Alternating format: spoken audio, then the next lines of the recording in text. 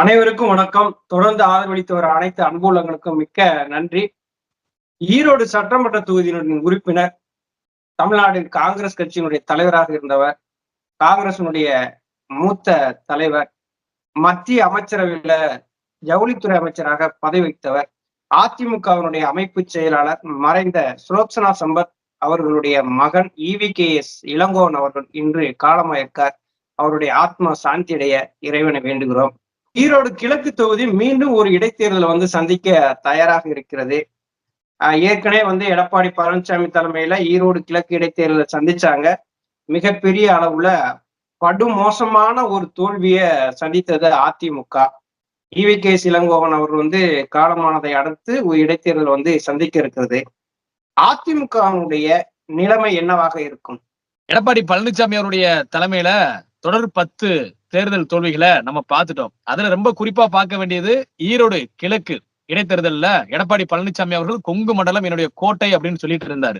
அப்படிப்பட்ட இடத்துல திமுக ஒரு ஓட்டையை போட்டு எடப்பாடி பழனிசாமி அவர்களை ஒரு குறிப்பிட்ட பகுதிக்குள்ளேயே வட்டத்துல அடைச்சாங்க. எடப்பாடி பழனிசாமி அவர்களும் நானும் கண்ணன் குலத்தான் தான் அப்படின்னு சொல்லிட்டு ஒரு கடிதாசியும் எழுதி பார்த்தாரு. அப்படி இருந்து எந்த ஒரு புண்ணியம் அவருக்கு இல்ல. 15 சுற்றுகள் வரை போராடி அனைத்து இந்திய அண்ணா திராவிட முன்னேற்ற கழகம் இரட்டை இலையை வைத்துக் கொண்டு டெபாசிட் வாங்கியது என்பதுதான் பெருமூச்சு விடக்கூடிய ஒரு செய்தியாக இருந்தது. அப்படிப்பட்ட வேளையில தற்பொழுது அங்கே சட்டமன்ற உறுப்பினராக இருந்த அண்ணன் EVKS இளங்கோவன் அவர்களுடைய மறைவு, மீண்டும் அங்கு ஒரு இடைத்தேர்தல் வரக்கூடிய ஒரு சூழ்நிலை. எடப்பாடி பழனிசாமி அவர்கள் மீண்டும் ஒருங்கிணைந்த அதிமுகவிற்கு நான் ஒத்து வர மாட்டேன், என் தலைமையில தான் அதிமுக இருக்கும், மீண்டும் வரக்கூடிய அந்த ஈரோடு கிழக்கு இடைத்தேர்தலையும் நான் என்னுடைய தலைமையில தான் ஒரு வேட்பாளர் அங்க நிப்பாட்டுவேன் அப்படின்னா டெபாசிட் வாங்குவதே ஒரு மோசமான ஒரு சூழ்நிலையாக அங்கு உருவாகிவிடும். இல்ல, இப்ப ஏற்கனவே விக்கிரவாண்டி இடைத்தேர்தலை தான் எடப்பாடி பழனிசாமி புறக்கணிக்கிறாரு. இப்ப இன்னைக்கு ஈரோட்ல கிழக்கு தொகுதியில ஒரு இடைத்தேர்தல் வர இருக்கிறது.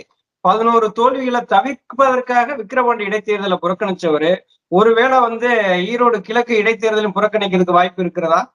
100% வாய்ப்பு இருக்கு. 100% வாய்ப்பு இருக்கிறது. எடப்பாடி பழனிசாமி அவருடைய முகத்தை காமிச்சு வேறொரு இடைத்தேர்தலவோ இல்லை வரக்கூடிய 2026 பொது தேர்தலையே சந்திக்கிறதுக்கு அதிமுகவுல எந்த ஒரு நிர்வாகிகளும் எந்த ஒரு முன்னாள் அமைச்சர்களும் தயாரா இல்ல. ஆனா எடப்பாடி பழனிசாமி அவர்கள் தன்னுடைய தலைமையை அந்த கொங்கு பகுதியில அந்த இடைத்தேர்தல் வருகின்ற காரணத்தினால் நம் சமுதாயத்தை சார்ந்தவங்க நமக்கு ஓட்டு போட்டுருவாங்க அப்படின்றதுக்காக ஒரு வேட்பாளரை அவர் நிப்பாட்டுவதற்காக என்னலாம். ஆனா யாரு வேட்பாளர் அங்க நிப்பா? கடந்த முறை வேட்பாளராக நின்றவரே உங்களுக்கு தெரியும். 5 சுற்றுகளுடைய முடிவுகள் வந்த பின்பு அவர் போயிட்டாரு. கூட இருந்த எல்லா நிர்வாகிகளும் முன்னாடியே போயிட்டாங்க. அவர் ஒரு ஆளா எத்தனை நேரம் நிப்பாரு?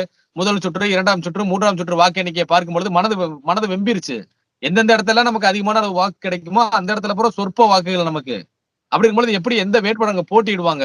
அதனால தன்னை அடமானம் வைத்து எடப்பாடி பழனிசாமி அவர்களுடைய மானத்தை காக்க வேண்டும் என்கின்ற எண்ணத்துல எந்த ஒரு நிர்வாகி இருக்க மாட்டாங்க. எடப்பாடி பழனிசாமி அவர்களே வேண்டுமானால் அந்த இடைத்தேர்தலில் நிக்கலாமே ஒழிய வேற எந்த நிர்வாகி இங்க நிக்க மாட்டாங்க. முடிஞ்ச அளவுக்கு எடப்பாடி பழனிசாமி அவர்கள் இந்த தேர்தலை தவிர்க்கத்தான் பார்ப்பாரு. இல்ல, எடப்பாடி பழனிசாமி இந்த கட்சியை ஒருங்கிணைக்க கூடாதுங்கிற முயற்சியில தீவிரமா செயல்பட்டு வர்றாருங்கிறதே நம்ம எல்லாத்துக்குமே தெரியும். அந்த ஈரோடு கிழக்கு இடைத்தேர்தல மீண்டும் போட்டியிட்டு அந்த தேர்தலில் நம்ம தோல்வியை தழுவிட்டோம்னா நமக்கு மிகப்பெரிய பலமான அடி விழுந்துரும் அப்படிங்கிறது நினைக்கிறதுக்கு வாய்ப்பு இருக்கு இல்லையா? ஏன்னா ஏற்கனவே அவருடைய டெபாசிட் தொகை வாங்குறதுக்கு, அதிமுகவுடைய டெபாசிட் தொகை வாங்குறதுக்கு 10 ரவுண்டு வரைக்கும் போக வேண்டிய சூழ்நிலை இருந்தது. ஆனா இந்த முறை இடைத்தேர்தல்ல சந்திச்சு நம்ம தோல்வியை சந்திச்சிட்டோம் அப்படின்னா எடப்பாடி பழனிசாமி கையில எதுவுமே இருக்காது. அந்த மாதிரி எடப்பாடி பழனிசாமியோட கையில இப்ப என்ன இருக்கு? ரெட்டலை அவர் கையில கொடுத்துட்டா அவர் மிகப்பெரிய ஜாம்பவன் ஆயிடுவாரா? இல்ல அதிமுகவிற்கு இதய தெய்வங்கள் இருந்தாங்களே மாண்புமிகு புரட்சி தலைவர் அவர்களும் புரட்சி தலைவர் அம்மா அவர்களை போல மாறிடுவாரா? எங்க ஒரு பொம்மை கையில நீங்க போய் கத்தியை கொடுத்துட்டு அது சண்டை போடுனா எப்படிங்க சண்டை போடும்? அதற்கு ஒரு பலசாலி வேண்டாமா? நல்ல யுக்திகள் வேண்டாமா? ஒரு தலைமை பண்புக்கு போன்ற நல்ல ஒரு தலைமை பண்பு வேண்டாமா? இது எதுவுமே இல்ல எடப்பாடி பழனிசாமி அவர்கள்ட்ட. அவர் கையில கட்சி இருக்கு, என் கட்சிக்கு நான் தான் தலைமை, என் கையில தான் ரெட்டலை இருக்கு, அதனால நான் கண்டிப்பாக வெற்றி பெற்று விடுவேன்னு அவர் சொல்றாரு அப்படின்னா யாராவது ஏத்துக்குருவாங்களா? நடந்து முடிந்த நாடாளுமன்ற தேர்தலே உங்களுடைய தலைமைக்கு மிகப்பெரிய சவுக்கடியை கொடுத்துருச்சு. 7 நாடாளுமன்ற தொகுதியில அதிமுக டெபாசிட் போயிருக்கு. 7 நாடாளுமன்ற தொகுதி என்பது 42 சட்டமன்ற தொகுதியில உள்ளடக்கியது. அப்ப 42 சட்டமன்ற தொகுதியில டெபாசிட் போயிருச்சு. இப்படி இருக்கும்போது இதற்கு மேலும் எடப்பாடி பழனிசாமியோட தலைமையில தான் அதிமுக பயணிக்கும் அப்படின்னா நம்மளே கேணியில கண்ணை மூடிட்டு ஒரு கல் எடுத்து வயிற்றுல கட்டிக்கிட்டு கேணில குதிக்கிறதுக்கு சமம். வெற்றி பெறணும் அப்படின்னா மக்கள் செல்வாக்கு இருக்கணும்.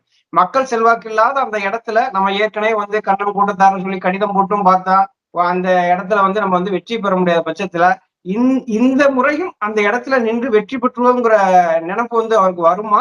எடப்பாடி பழனிசாமி அவர்களை பொறுத்த அளவுக்கு இந்த ஈரோடு கிழக்கு இடைத்தேர்தல் ஒருவேளை நடத்தும் பட்சத்துல கண்டிப்பாக தேர்தலை நாங்க வந்து புறக்கணிக்கிறோம் அப்படின்னு சொல்லுவாரு. காரணம் என்ன அப்படின்னா 2026 சட்டமன்ற தேர்தலை எதிர்நோக்கி எங்களுடைய களப்பணி ஆற்றுவோம், இதுல நாங்க வந்து கான்சென்ட்ரேட் பண்ண மாட்டோம்னு சொல்லுவாரு. உண்மையிலே நல்ல ஒரு அரசியல்வாதியாக இருந்தா 2026 சட்டமன்ற தேர்தலுக்கு ஒரு முன்னோட்டமாக இந்த ஈரோடு கிழக்கு இடைத்தேர்தலை எடுத்து நம்மளுடைய முழு பலத்தையும் அங்க காமிக்க வேண்டும், ஆளும் கட்சியாக இருக்கக்கூடிய திமுகவை தோற்கடிக்க வேண்டும் சொல்லிட்டு அங்க களத்துக்கு போகணும். அப்படிதான் எண்ணம் படைச்சிருப்பாங்க நல்ல ஒரு தலைவர்கள், நல்ல ஒரு தலைமை. ஆனா எடப்பாடி பழனிசாமி அப்படியா பண்ணுவாரு? விக்கிரவாண்டி இடைத்தேர்தல அண்ணன் சி.வி. சண்முகம் அவர்களை நிப்பாட்டி இருந்தாலே மிகப்பெரிய அளவுல திமுக டப் கொடுத்திருக்கலாம். அந்த இடத்துல நம்ம வெற்றி பெற்றிருக்கலாம். அந்த தேர்தலே புறக்கணிச்ச எடப்பாடி பழனிசாமி அவர்கள் கண்ணன் சொல்லிட்டு கடிதாசி போட்டு தோத்து போன இடத்துல எப்படி நிப்பாரு? அவர் என்ன நினைப்பாருன்னா, இப்ப விக்கிரவாண்டி இடைத்தேர்தல என்ன ஒரு சாக்கு போக்கு சொன்னோமோ அதே மாதிரி ஈரோடு கிழக்கு தொகுதியிலயும் நம்ம வந்து சாக்கு போக்கு சொல்லிடலாம் அப்படின்னு சொல்லி நினைப்பாரு. சரி, அப்ப இப்ப எல்லாம் சாக்கு போக்கு சொல்லிருவீங்க, 2026 பொது தேர்தல போய் சாக்கு போக்கு சொல்லுவீங்களா? 234 தொகுதியில் நம்ம தேர்தலை புறக்கணிப்போம்னு சொல்லுவீங்களா? எப்படி களத்துக்கு போவீங்க? உங்களுடைய புகைப்படத்தை வச்சு உங்களுடைய தலைமையிலதான் அதிமுக இருக்குன்னு சொல்லிட்டு எந்த ஒரு அதிமுக நிர்வாகியும் தேர்தல் களத்துக்கு போக முடியாது. அது நிதர்சனமான உண்மை. இது நம்ம வந்து எடப்பாடி பழனிசாமி அவர்கள் மீது ஒரு காழ்ப்புணர்ச்சி சொல்லல. இன்னைக்கு வரைக்குமே மறைந்த தலைவர்களுடைய படத்தை தான் பாக்கெட்ல வச்சு நம்ம சுத்திட்டு இருக்கிறோம். அதற்கு பின்பு அதிமுகவுக்கு தலைமைடா அது ஐயா ஓபிஎஸ் அவர்கள் தான். அது கடைக்கோடி தொண்டர்களுக்கு நல்லா தெரியும். ஆனா எடப்பாடி பழனிசாமி அவர்கள் நான் தான் தலைமை எனக்கு பொதுச்செயலாளர் பதவி வேணும்னு சொன்னா நீங்க சொன்னா போதுமா? நீங்க நினைச்சா போதுமா? மக்கள் நினைக்க வேணாமா? தொண்டர்கள் நினைக்க வேணாமா? அந்த கேள்வி தான் முன்வைக்கிறோம். இல்ல போன தடவை பாத்தீங்கன்னா ஈரோடு கிழக்குல இடைத்தேர்தல் சந்திக்கும் போது எடப்பாடி பழனிசாமி இரட்டை இலை சின்னம் இருந்தது. ஆனா இந்த முறை இரட்டை இலை சின்னம் வந்து கிடைக்காது.